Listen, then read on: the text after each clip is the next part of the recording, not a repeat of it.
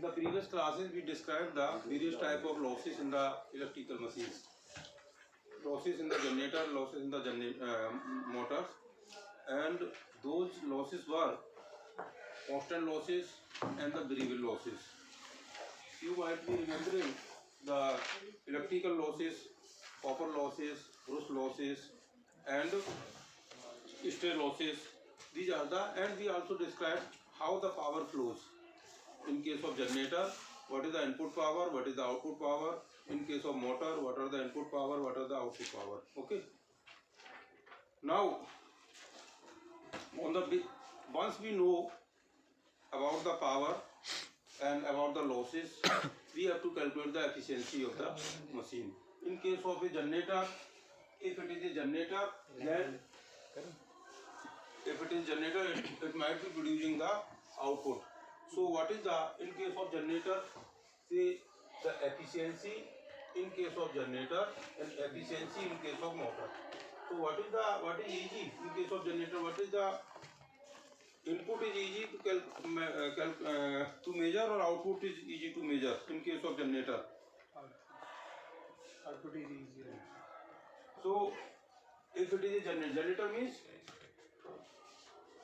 here you are rotating this, and this output is generated.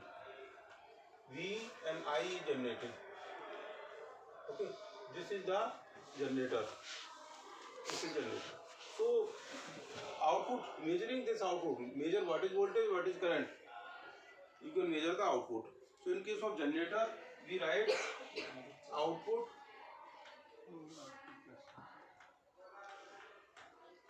by input. And what is output? What is output in case of generator? Here you see, if it is a generator, what is the output? V into I. So if it is generator, so total current this V I electric total current. This current, same current is coming. This current plus this current, total current. This current is equal to this. Everything is coming from the generator. So, and what is the input is equal to output plus losses. Output is again V into IA. Now what are the losses? In case of generator, in the previous class we described the losses. Losses are of two types: variable losses and constant losses. Variable losses you can say I square RA. IA square RA. What is RA? Resistance of the armature. And brush losses VIA plus other losses called the constant losses. Other losses means, other losses में कौन कौन से आएंगे? Yield, hysteresis, eddy current losses, and friction and windage. These are the constant losses. So these are the losses. Now we have to find out when it will work, when the efficiency will be the maximum. So we can write it here. If this is the efficiency multiplied by 100, it will be in the percentage. So we can say, if you divide it by V into I, you can say Y divided, this 1 divided by 1 plus, if you divide it here by I will be cancelled. So it will be IA RA by V plus divided this, divided by, so it will be the gross voltage by supply voltage. Okay, plus PK divided by V into IA. So now if you want to find out when the efficiency will be maximum, what is the criteria for running any machine at its maximum efficiency? For getting its maximum efficiency, derivative of this should be the equal to 0. So derivative of this should be equal to 0. To differentiate it, if you make the derivative of this with respect to I, means at what load? What should be the load here? At what load? Load means what is the current to be drawn by the load so that its efficiency is maximum. So what is this? Means IA की value क्या होगी? So differentiate it with respect to IA. If you differentiate it with respect to IA, if you differentiate it with respect to IA, इसको with respect to IA differentiate करेंगे तो क्या आएगा? Suppose let this is D. So derivative of D with respect to IA. If you differentiate with respect to IA, it will be RA by B. Okay. Let us. What is the differentiation of this with respect to IA? This will be 0 because it is a constant. And what is this? PK, and it is a B 1 by IA. So differentiate with respect to IA क्या होगा? Minus IA minus. This will be the minus IA square. Is it okay or not? This should be 0. So what is the meaning of this? RA, this will go on that side. PK by IA square. And it means PK is equal to IA square RA. This is the condition. Means generator will work at its maximum efficiency when what is I square RA? I square RA is the variable losses. These are the variable losses or losses in the armature. So these losses are equal to the constant losses. When these losses are equal to the constant losses, variable losses are equal to the constant losses, at that time generator will behave at its maximum efficiency. Okay. So, and this is the condition. And at that time, when it is running at maximum efficiency, then what is the load? Load means load क्या होता है उस समय? IA square load full load.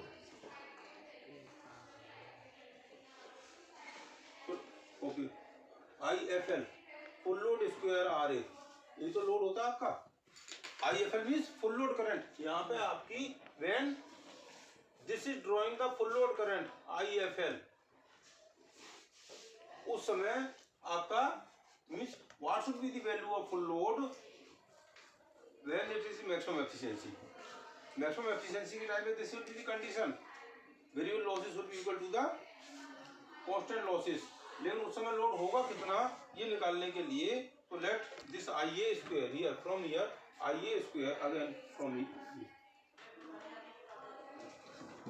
IA square is equal to PK by RA. Okay, so multiply here on both the side IFL square. If you multiply here by IFL square by IFL square full load square. Okay. So here IFL square or this portion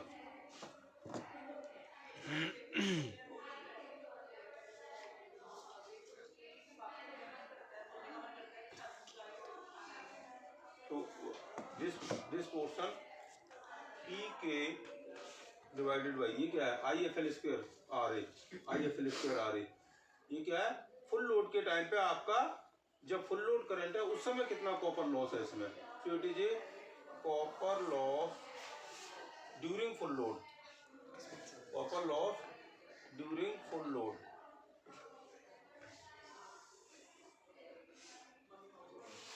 मतलब IA is equal to IFL and PK divided by copper loss during full load.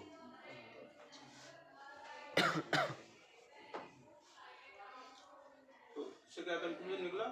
IA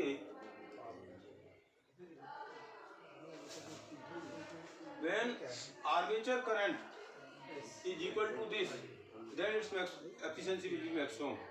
तो इसका मतलब क्या हुआ कि देखिए in case copper loss, this is the constant loss. Say constant loss is 5% and this is also 5%. For example, this is 5%, this is 5%. At that time IA is equal to IFL. मतलब जो armature current है वो full load current पे maximum efficiency होगी. But suppose this is 5%, this is full load current is 10%. If it is 10%, तो क्या होगा ये 5/10 1/√2. इसका मतलब क्या होगा, फुल लोड करंट का 1/√2.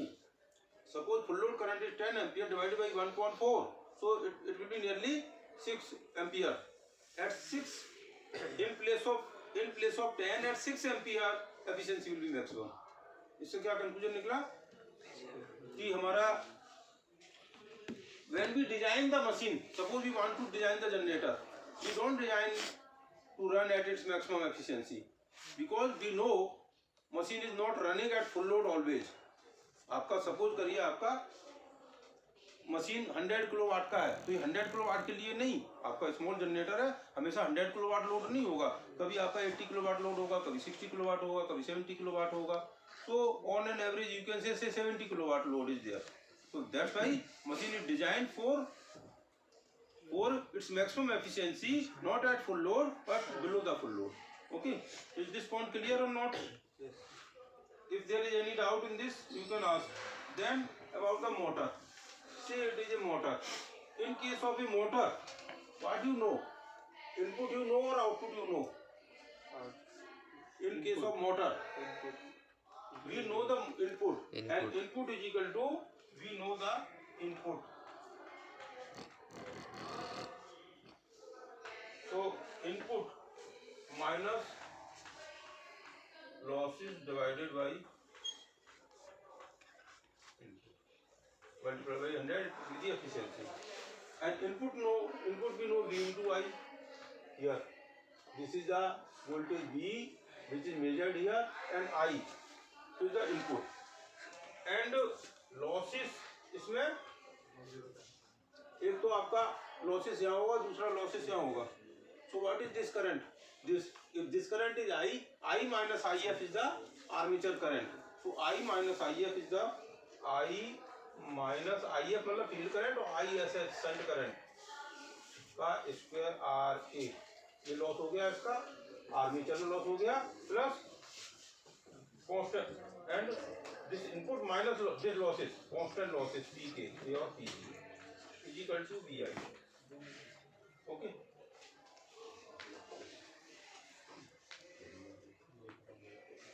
And this I minus ISH, I minus ISH or IF, this is the shunt or field current. So I minus ISH is equal to IA. Here we can write VI minus IA square RA minus PK divided by VI. If you again solve it, so this will be the 1 minus I AR A divided by V minus PK divided by VIA. Again, for getting its maximum efficiency, differentiate it with respect to IA. Same condition you will get. इसको differentiate करेंगे, ये 0 हो गया, इसको ये 1 हो जाएगा, ये minus IA square हो जाएगा, तो same condition will come. That constant losses should be equal to the variable losses. Either it is a motor or it is a generator. Okay. Now testing of the machine. This is about the efficiency.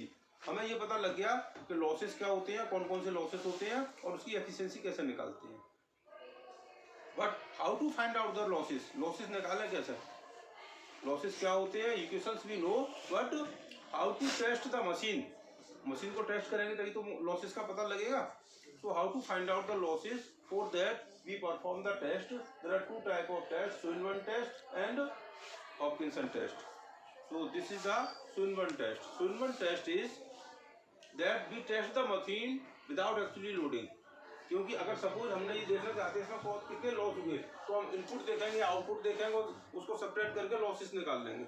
But we don't do it. उससे क्या, suppose करो आपको 100 kilowatt का machine है, 100 kilowatt का machine है और आपको टेस्टिंग में सपोज करो आपको आधा घंटा मशीन चलाना पड़ा, तो 100 kilowatt hour multiply by half, तो आपका 50 यूनिट एनर्जी आपका वेस्ट हो गया। 50 unit energy means how many rupees multiply by 6 rupees. So it means and we want not to run it at a full load, हम इसको run full load पर run किए बिना we run it at no load.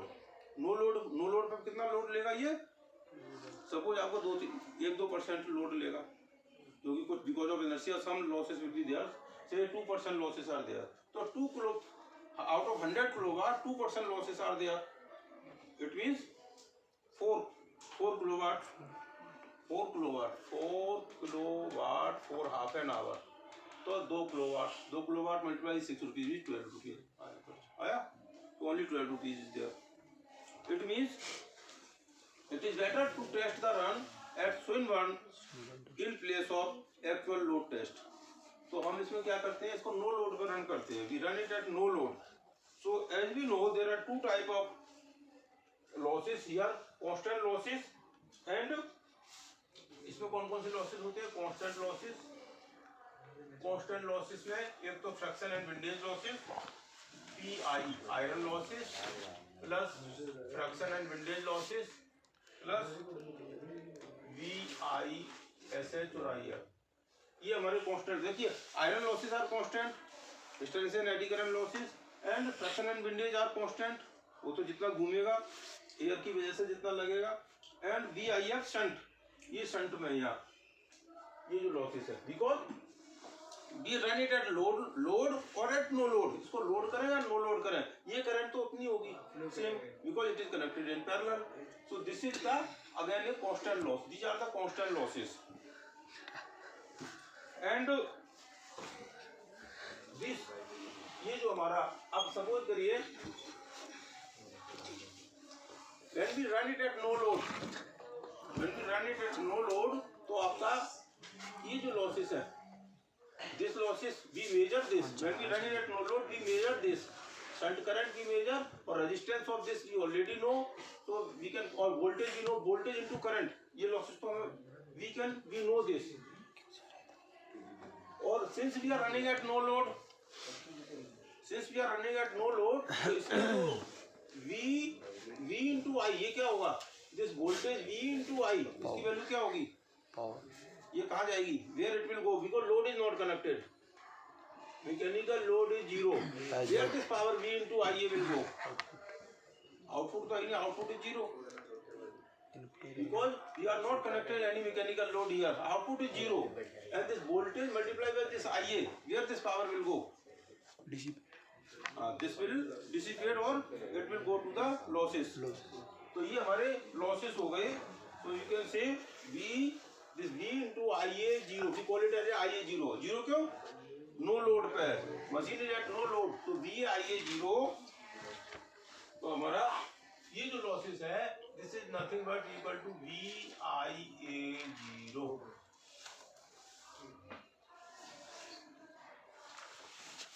Fraction and windage VIA 0, देखिए VIA 0 क्या है, VI voltage into current, losses में गया, लॉसेस में मतलब एक तो फ्रैक्शन एंड विंडेज में गया, दूसरा इसका रेजिस्टेंस RA 0 था, रेजिस्टेंस आर्मेचर रेजिस्टेंस, तो IA square RA, IA 0 square RA, ये लॉस भी तो इसके अंदर हो रहा है, तो IA square and this loss armature losses in the armature is variable not constant. Armature में जो लॉस होता है वो कांस्टेंट क्यों कांस्टेंट नहीं होता, क्योंकि जो आर्मेचर में करंट जा रहा है वो लोड के अकॉर्डिंगली चेंज हो रहा है, तो ये लोड के अकॉर्डिंगली चेंज होगा, इसलिए this is not a constant loss, this is a variable loss, क्योंकि नो लोड है तो बहुत कम लॉस हो गया, जब ये हैवी लोड होगा तो IA की वैल्यू बहुत ज्यादा होगी तो कॉपर लॉस बहुत ज्यादा हो जाएगा, तो ये कॉपर लॉस था जो वेरिएबल था नो लोड पे, इसकी वैल्यू बहुत कम है। So if we subtract this VIA 0 input multiplied by minus IA square RA, IA 0 square RA minus IA 0 square RA, ये जो लॉस है ये फ्रैक्शन एंड विंडेज में गया, मतलब जो लॉसेस V into I था वो उसमें से आर्मेचर लॉस हटा दें तो वो फ्रैक्शन और विंडेज में लॉस हो रहा है।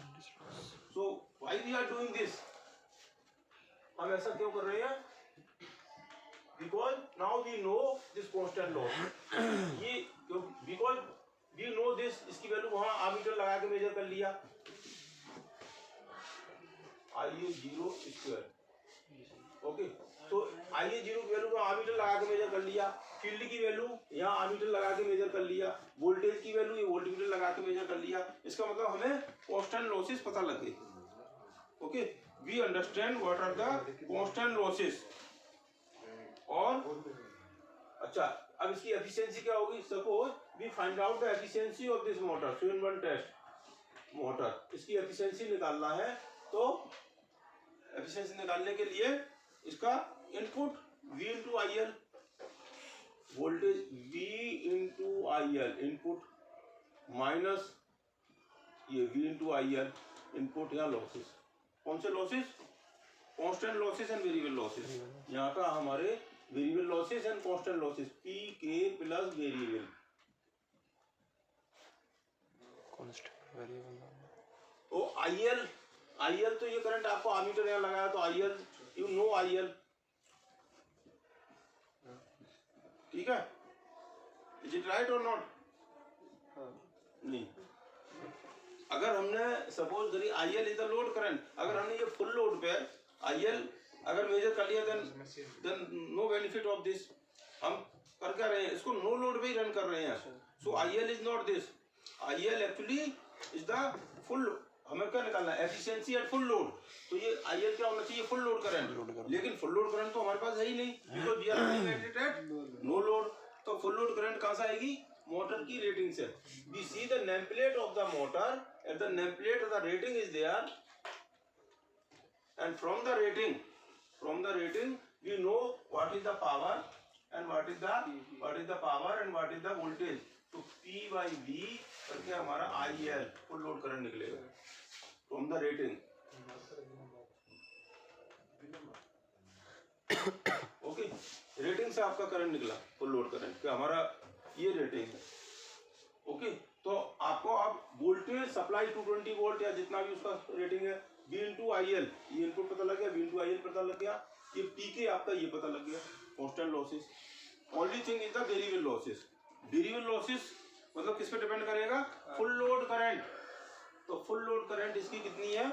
और full load current P upon, तो ये फुल लोड करंट ये आपकी जो इससे आया हुआ है रेटिंग से, जो हमारा IL था, IL में से IL माइनस ये IF, because this is constant, IF is constant, so this is IA armature. ये armature current at full load, armature current at full load IA लिख सकते हैं, और IAFL भी लिख दो, IL एट फुल लोड. ये हमें पता लग गया, because this is from the rating, this is the from here we measured, so we know IAFL full load current. तो फुल लोड के टाइम पे फुल लोड करंट पर लॉसेस कितना होगा? IFL square RA, IFL square RA और IA square RA, sorry this IA. हाँ, तो you can से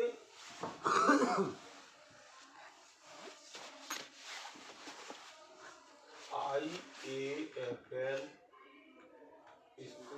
square RA plus PK constant losses.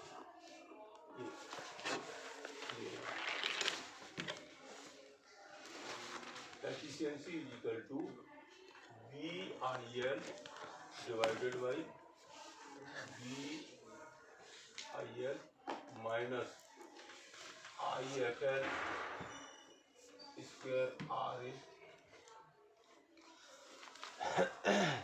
plus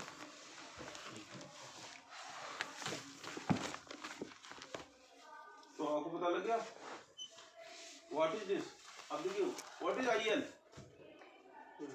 full load current कहाँ से आएगी? रेटिंग से.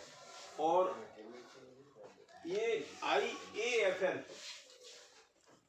ये क्या है? Armature full load, armature current कहाँ से निकलेगी? फुल जो रेटिंग से निकली है फुल लोड करंट, उसमें से फील्ड करंट सब्ट्रैक्ट करके निकल गया. ये आर क्या है? कैसे मेजर करेंगे? आर्मेचर रेजिस्टेंस कैसे मेजर करेंगे? मल्टीमीटर लगा के, मल्टीमीटर आर्मेचर बीच में ये पता लग जाएगा। पी के कांस्टेंट लॉसेस, कांस्टेंट ये लॉसेस कैसे पता लगेगा कांस्टेंट लॉसेस? सर ये तो टोटल लॉसेस में थे। कांस्टेंट लॉसेस ये है, कांस्टेंट लॉसेस ये आपने देखिए नो लोड पे जब रन किया था, क्योंकि जब आपने नो लोड पर रन किया था उस समय ये नो लोड करंट था, और ये no load current, full load current, no load current, field current and voltage, तीन मेजरमेंट आपने यहाँ लिए हैं। You have taken the 3 measurements, 1 2 3, 3 measurement लिए, ये वैल्यू यहाँ रखेंगे तो आपके कांस्टेंट लॉसेस आ गए। So you know the constant losses, you calculated the this armature losses during full load, and in this way you find the efficiency without actually loading the motor.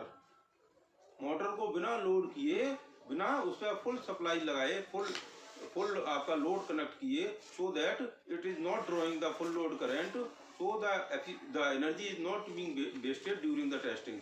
Okay, and in this way we can find the efficiency of the motor. This is called the Swinburne test. Okay. So if you have any question in this, you may ask please.